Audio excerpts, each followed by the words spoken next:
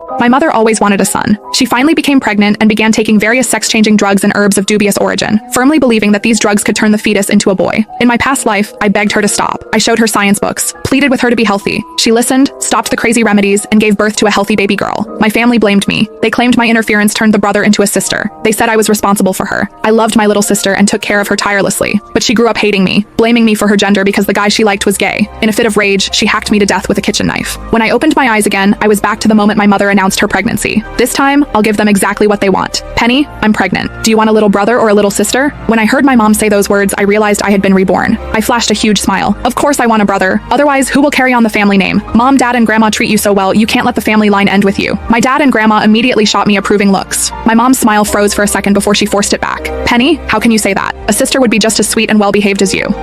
In my last life, when I honestly said I wanted a sister, she went crying to Dad and Grandma, claiming I cursed her to have a girl because I was afraid a brother would steal my inheritance. Dad beat me black and blue for that. What's good about a girl? If you don't give me a brother, who's going to have my back? When I make money, am I supposed to give it to outsiders? I said with righteous conviction. Grandma beamed, grabbing my hand. Our Penny has grown up. She finally understands. I hugged Grandma affectionately. Grandma, it's all thanks to my little brother. Just the thought of him makes me sensible. He's going to be the pillar of this family. In the past, whenever Dad and Grandma bullied Mom, she would just cry. I'd rush to defend her, only for her to turn around, play peacemaker, and join them in scolding me for being disrespectful. I took countless beatings for her. Never again. Mom's face turned pale, and she looked like she might faint. Soon enough, Grandma found some gender-swapping pills for Mom. Even though it's probably a boy, we can't leave it to chance. I spent a fortune on these pills. The seller guaranteed it'll be a boy if you finish the course. Grandma handed the bottle to Mom. Mom looked at me. I focused on mopping the floor, pretending not to see a thing. She had no choice but to take them. Grandma, I heard pregnancy makes you forgetful. Maybe you should keep the pills and give them to Mom every day. This is about my little brother. We can't risk any mistakes, I suggested. You love taking them? Eat up.